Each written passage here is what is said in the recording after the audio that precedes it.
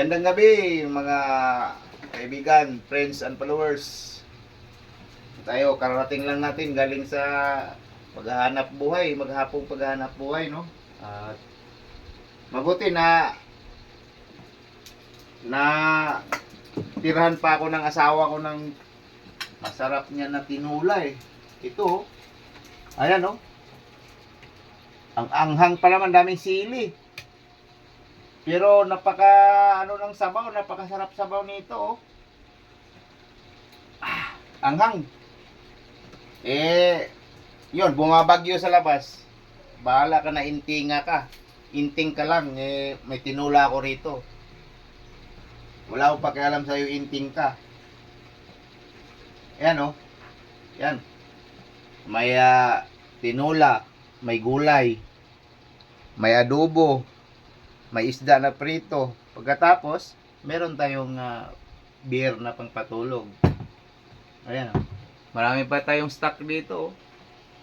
Pili ka lang, merong red wine, Tanduay Ice, may San Mig Light. Ayan, oh. Gusto mo, meron pa itong malunggay ulo blend. Saka may tabliya tayo. Galing sa DRM na tabliya. Shout out kay Ma'am sino to? Annalyn Abinido. Ayan, sa kanya to galing, mga lods.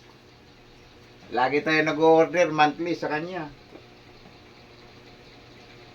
Shout out kay Bambi Ustia. Sa kanya to. Siya may-ari nito. From Mindanao. Ayan, red rice tayo, mga lods. Yan. Ito yung bugas natin palagi. Hindi na tayo kumakain ng yung puti na bigas kasi malakas sa sugar yun, eh.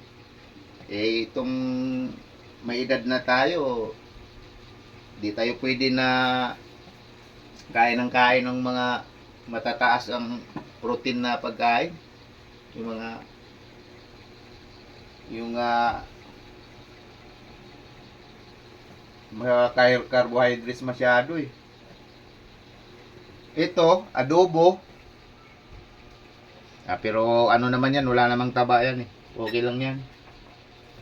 Yan, brown rice. Ay, red rice. Red rice yung konsumo natin.